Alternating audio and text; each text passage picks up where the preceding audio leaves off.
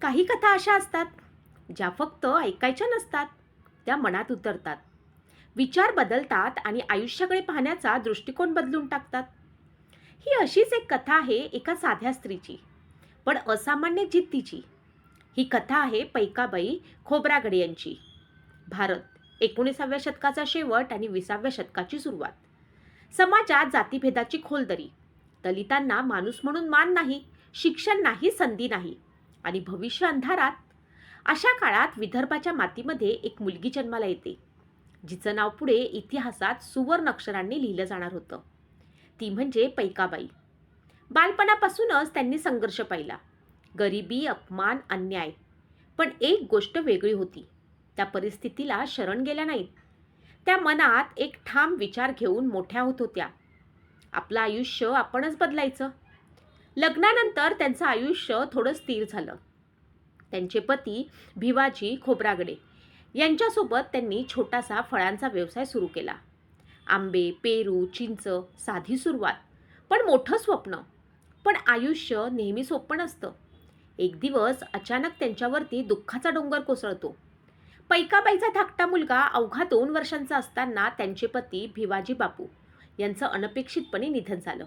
एकटी स्त्री, लहान मुलं, पूर्ण जबाबदारी. समाज म्हणत होता आता संपलं सगळं. पण पैकाबाई म्हणाल्या आत्ता खरी सुरुवात आहे. त्यांनी व्यवसाय स्वतःच्या खांद्यावर घेतला. फळ व्यापारी आणि शेतकरी असलेल्या पैकाबाई खोब्रागडे यांच्या मालकीची विस्तीर्ण जमीन होती. त्या किरकोळ आणि घाऊक विक्रेता म्हणून विविध फळांचा व्यापार करत असत. त्या काळात एका दलित स्त्रीनं व्यवसाय करणं म्हणजे अशक्य, पण त्यांनी अशक्य शक्य करून दाखवलं. टरबूज लागवडीपासून ते चिंचेच्या बागा बियाणांपर्यंत पैकाबाईच्या समर्पणानं आणि चातुर्यानं त्यांचा व्यवसाय अनेक राज्यांमध्ये विस्तारला. त्या फक्त फळं विकत नव्हत्या, त्या बाजार समजत होत्या. त्यांनी बागा ठेकाने घेतल्या, व्यवसाय वाढवला. त्या बैलगाडीचा व्यवसायही चालवत असत आणि आपल्या मुलांच्या शिक्षणावर व उद्योजकतेच्या कौशल्यावरती देखील लक्ष केंद्रित करत असत. त्यांना 3 मुलगे होते. लहानपणापासूनच त्यांनी त्यांना वाचन, लेखन आणि गणित शिकवले. लोकांना कामं दिली. हळूहळू त्या एक यशस्वी उद्योजिका बनल्या. लोक त्यांना वेडं म्हणायचे, पण इतिहास त्यांना वाघीण म्हणणार होता.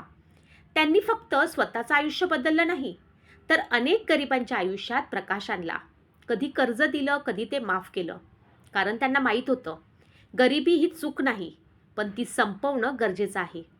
एकदा पैकाबाई एकट्याच आपल्या शेताचं रक्षण करत असताना एका ब्राह्मणानं त्यांचा विनयभंग करण्याचा प्रयत्न केला होता आणि पैकाबाईंनी त्याला थेट एक मुस्काटात मारून पैकाबाई नावाच्या एका बाईनं तुला थप्पड मारली असं तुझ्या ब्राह्मण वस्तीत जाऊन ओरडून सांगायला सांगितलं होतं. ही घटना त्यांचा पंतू असलेले लेखक दीपांकर कांबळे यांनी त्यांच्या पुस्तकात लिहिलेली आहे. पैकाबाई कुटुंब सदन असूनही ते जातीच्या धोक्यापासून मुक्त नव्हतं. म्हणूनच एक कणखर दलित स्त्री म्हणून पैकाबाईंनी देवाजी बापूसारख्या जातीविरोधी स्त्रीवादी पुत्रांना वाढवलं, ज्यांनी समान हक्क संधीसाठी लढा दिला. देवाजी बापू हे पहिल्या पिढीतील स्वयंनिर्मित करोडपती बनले आणि त्यांनी सदस्य, साधने, पद्धती, पुरवठा वंचितांसाठी अनेक संस्था स्थापन करण्यास मदत केली. पण त्यांच्या आयुष्यात येणार होता एक असा क्षण जो सगळं बदलून टाकणार होता. 14 ऑक्टोबर 1956, नागपूर दीक्षाभूमी. त्या दिवशी लाखोंचा जनसागर उसळला होता आणि मंचावरती उभे होते डॉक्टर बाबासाहेब आंबेडकर. तो फक्त एक कार्यक्रम नव्हता, ती होती एक क्रांती. धम्मदीक्षा सोहळा 1956. पैकाबाई त्या गर्दीत उभ्या होत्या, डोळ्यात आठवणी, मनात वेदना आणि एक आशा. आणि मग तो क्षण आला. मी बुद्ध आणि त्यांच्या धम्माचा स्वीकार करतो. बाबासाहेबांचा आवाज घुमला आणि लाखो लोकांनी त्यांची पुनरावृत्ती केली. त्या क्षणी पैकाबाईंनी फक्त धर्म बदलला नाही, त्यांनी आयुष्य बदललं. धम्मदीक्षेनंतर त्यांनी 22 प्रतिज्ञा स्वीकारल्या. घरातील जुन्या अंधश्रद्धा, मूर्ती, परंपरा सगळं त्यांनी स्वतःहून दूर फेकलं. हा फक्त बदल नव्हता, हा होता पुनर्जन्म. आता त्या फक्त उद्योजिका नव्हत्या, त्या बनल्या होत्या समाज बदलणारी शक्ती. त्यांनी शिक्षणाला सर्वोच्च स्थान दिलं. आपल्या मुलांना सांगितलं, शिका, मोठे व्हा, पण समाजासाठी जगा. त्यांचा मुलगा देवाजी बापू खोब्रागडे हा बाबासाहेबांचा खंबीर सहकारी बनला आणि पुढे त्यांचा नातू बॅरिस्टर राजाभाऊ एक असा नेता ज्यानं संसदेत आवाज उठवला दलित गरीब वंचितांसाठी. तो फक्त नेता नव्हता, तो पैकाबाईच्या विचारांचा वारसा होता. पैकाबाईंनी आपल्या कुटुंबाला एकच शिकवलं, सत्ता स्वतःसाठी नाही समाजासाठी वापरा. त्यांनी फक्त व्यवसाय उभा केला नाही तर विचारांची परंपरा उभी केली. हळूहळू त्यांचा जीवन प्रवास शेवटाकडे जाऊ लागला, पण त्यांना कोणतीही खंत नव्हती, कारण त्यांनी आयुष्य पूर्णपणे जगलं होतं. गरिबीत जन्म, संघर्षात आयुष्य आणि स्वाभिमानाने इतिहास. आज त्यांचं नाव कदाचित प्रत्येकाला माहीत नसेल, पण त्यांनी लावलेलं बीज आज लाखो लोकांच्या आयुष्यात फुलत आहे.